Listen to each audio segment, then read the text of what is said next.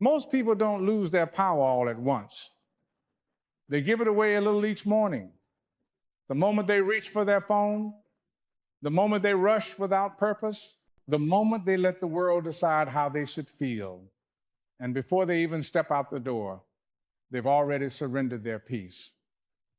But there's another way, a quieter way, a way known only to those who have mastered the art of command, not over others, but over themselves.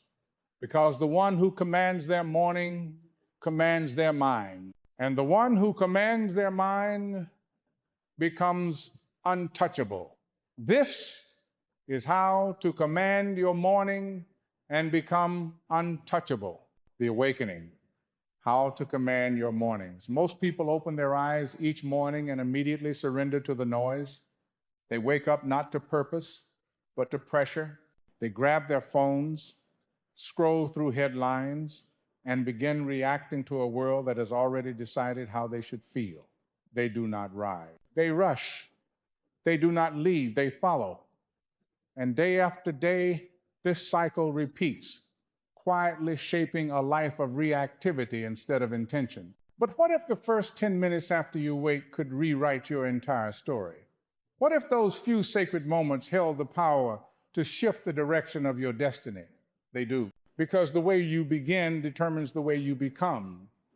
Each morning is a silent audition for the rest of your life. The energy you bring to the first breath, the first thought, the first movement, these are not small details. They are declarations. The morning is not simply the start of a day. It is a mirror reflecting your discipline, your priorities, your inner architecture. If I could follow you for just one morning, I could predict your future, not through fortune telling, but through observation. Because how you treat your mornings reveals what you truly believe about yourself. Most people rise as reactors. They let the world knock on their door before they knock on the door of opportunity. They wake up to alarms and demands, to the endless chase of things that do not feed their soul. But the few, the rare, intentional few, they rise as architects. They design their mornings before the world designs their destiny. Every great structure stands on a foundation. Your foundation is your first hour. What you do before the world sees you determines how the world receives you. When you step out of bed, you are not just entering a new day. You are entering a battlefield for your focus, your energy, your identity. And that first decision to control the moment or be controlled by it will echo through everything that follows. The first hour after you wake is not a routine. It is a statement. It tells the world, I am the author of this day. Or it whispers, I am its victim. So when your eyes open, do not reach for the noise. Do not chase the world before you have centered yourself within it. No news, no notifications, only clarity, only focus, only that still powerful voice inside that says, we are not here to react, we are here to rise. Every moment you hesitate, you hand your strength to fear. Every time you delay, you teach your mind that comfort matters more than calling. But when you rise with conviction, when you speak your goals aloud, when you write them down and take one decisive step forward, you take command. And that command becomes your compass. Morning does not give you power. It reveals it. And if used correctly, it multiplies it. You become unshakable not by what you do occasionally, but by what you do first when no one is watching, when no one is cheering, when the world is still asleep. Your thoughts are the soil. Your focus is the water. Your action is the sunlight. If you give your mind these three every morning, your life will bear fruit beyond measure. So ask yourself right now, who am I becoming? And how will I honor that identity before breakfast? Because greatness does not arrive in the evening. It begins in the morning, in the silence, in the stillness, in the strength of your first decision. Your future starts the moment your eyes open. So rise, not in reaction, but in command. Foundation of focus, doing the hard thing first. There is a sacred shift that happens when you do one hard thing before the sun fully rises. It doesn't have to be grand, but it must be deliberate, something that challenges your comfort, that awakens your courage. Most people wait for motivation to find them. They pray for the feeling of readiness before they act. But that moment never truly comes, because motivation is not a gift, it is a creation, and it is forged through friction. The mind is like a muscle. If you teach it to surrender to comfort, it will abandon you when challenge calls. But if you train it to obey strength, to lean into discomfort, to act even when you don't feel like it, it becomes your greatest ally. So each morning, choose one hard thing, something that makes your mind resist. Cold water, silence, stretching, prayer, writing, exercise. Whatever it is, do it with full conviction, because it is not about the task itself. It is about the identity it builds. When you do something hard every morning, you're not just checking a box, you are chiseling a mindset. You remind yourself that you do not retreat under pressure. You rise beneath it. Most people hit snooze and shrink. You rise and sharpen. Most people wait. You initiate. And that small edge, that single act of choosing challenge over comfort, creates a ripple that transforms your entire day. When the first decision of your day is victory, the rest of your choices begin to follow its lead. So find your hard thing, face it, finish it, and watch how the rest of your life begins to bow to your discipline. The mind is a battleground, and every act of resistance overcome is a flag planted in the soil of your potential. Every small victory rewires your brain to believe in your strength. Each time you do what's hard, you prove to yourself that you are more powerful than your feelings. The secret weapon of every high achiever is not luck or talent or timing. It is the daily decision to act before emotion interferes, to move before the mood arrives, to lead before the world asks them to. So tomorrow morning, when the voice of comfort whispers, "Stay in bed," answer with action. Let your movement be your declaration that weakness will not win. Let your consistency become your confidence, because the mind that conquers the morning can conquer anything. And the one who commands their discipline commands their destiny. Do the hard thing first, not because it's easy, but because it builds you into someone who no longer needs easy. That is the foundation of focus. That is the beginning of power, the power of movement, awakening the warrior within. The body is not just a vessel, it is a weapon. It is the bridge between intention and action, between what you dream and what you do. And every morning, before the world lays its demands on you, you must awaken it. Have you ever noticed how slumped shoulders breed defeat? How shallow breaths invite anxiety? How stillness, when born from idleness, dulls the spirit? Your body speaks to your mind long before your thoughts begin to form. The truth is simple. Your physiology writes, your psychology. When you move your body, you shift your state. You awaken your inner warrior. Movement is not just exercise. It is engagement. It is a declaration that says, I am alive. I am ready. I am here with purpose. 10 minutes. That's all it takes. A walk outside, a stretch, a few deep breaths, anything that ignites energy within you. Because when your body moves, your mind follows. The winners of life are not the ones who wait to feel ready. They move and readiness follows. They move and clarity appears. They move and their confidence grows stronger with each breath. Motion creates emotion. If you want to feel different, you must move different. You cannot sit in hesitation and expect confidence to arrive. You must stand, breathe, and begin. When the body awakens, the mind aligns. Blood flows, focus sharpens, the fog lifts. You begin to see your path clearly because your energy has been summoned by movement.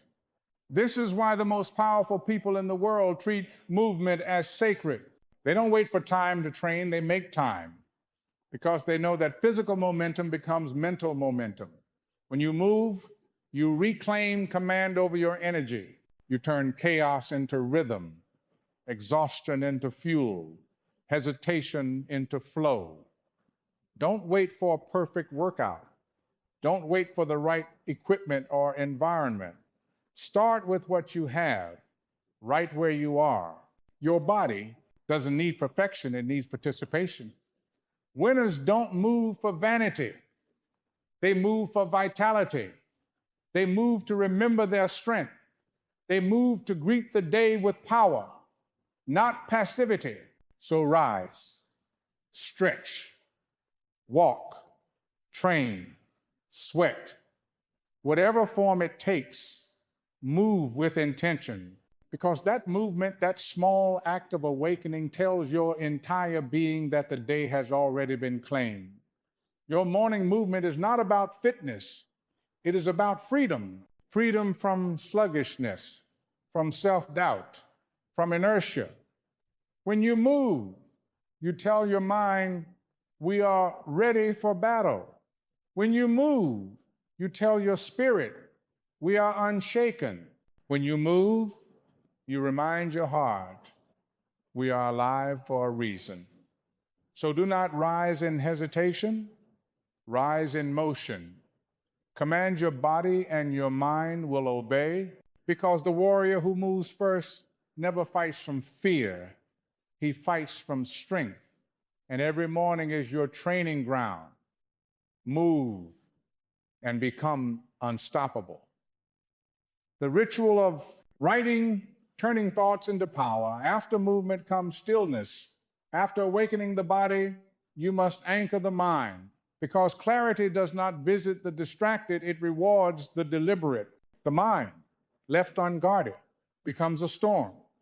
1,000 thoughts, each fighting for attention. Memories, doubts, plans, fears, all swirling in chaos. But when you write, you calm the storm. You give the mind a home. Writing is not about grammar or eloquence. It is about truth. It is a mirror for the soul, a place where honesty meets paper. When you take a pen and let your thoughts flow, you stop running from yourself. You begin to see your patterns, your desires, your wounds, your strengths, and from that awareness comes power. Most people move through their days unaware of what drives them. They chase goals that were never theirs, repeat habits that no longer serve them. But when you write each morning, even for 5 minutes, you meet yourself again. You listen to the voice beneath the noise. And in that voice lies direction. Start simple. 3 questions. 1, what do I feel right now? 2, what do I want today to stand for? 3, who must I be to make it happen? You don't need perfection. You need presence. Because the words you write are not for the world, they are for your alignment. Each sentence becomes a thread, stitching your focus back together. Each word becomes a reminder that your mind serves you, not the other way around. There's something sacred about seeing your thoughts in ink. It transforms the invisible into the undeniable. You can no longer hide from them, and that is where transformation begins. Your journal becomes a map, each page a compass point, guiding you back to purpose when life pulls you off course. And when you read those pages, weeks, months, years later, you will see it, the evolution of your mind, the evidence of your growth, the quiet proof that you've been rising all along. So don't underestimate the power of a pen, because a single line written in truth can shift the trajectory of your entire day. Write your fears until they lose their power. Write your goals until they feel inevitable. Write your gratitude until your heart overflows. And remember, you don't write to impress, you write to remember who you are. Every morning you put pen to paper, you tell your story before the world tells it for you. You reclaim authorship of your life. Because if you don't write your narrative, someone else will. So write not just to plan your day, but to sculpt your destiny. Let ink be your meditation. Let words be your weapon. Let your journal be your proof that you lived with intention. Because when the mind is written, it is freed. And in that freedom, clarity is born. The discipline of gratitude, the secret to emotional power. After the mind has spoken its truth, it must learn silence again, not the silence of emptiness, but the silence of appreciation. Gratitude is not just a feeling, it is a practice, a discipline of perception, a conscious decision to focus on what strengthens you instead of what drains you. Most people think gratitude is something soft, something gentle. But true gratitude, the kind that shapes warriors, is fierce. It is the refusal to let pain dictate perspective. It is the act of saying, even here, I will find meaning. Gratitude is not ignoring hardship. It is transforming how you see it. Because every struggle that did not destroy you has refined you. Every loss that broke your heart widened its capacity to love. Every delay that tested your patience expanded your endurance. To be grateful is to see the hidden architecture of growth beneath every challenge. It is to realize that even pain has purpose. Even silence has wisdom. And even waiting has value. So each morning, before the noise returns, pause, close your eyes, breathe deeply, and whisper 3 things you're grateful for. Not the obvious ones, but the overlooked ones. The lessons, the scars, the moments that shaped you in ways comfort never could. Because gratitude does something extraordinary. It changes your energy before the day begins. It turns your attention from scarcity to strength, from frustration to focus, from fear to faith. A grateful mind cannot coexist with a fearful one. Where gratitude lives, anxiety starves. Where gratitude breathes, peace thrives. And here's the truth, you will never be at peace until you learn to be thankful in the chaos. Anyone can be grateful when life is kind. But the masters, the truly disciplined, find gratitude even in the storm, because they understand gratitude doesn't make you blind to pain. It makes you powerful within it. When you begin your day in gratitude, you shift from demand to direction. You stop asking, why is this happening to me?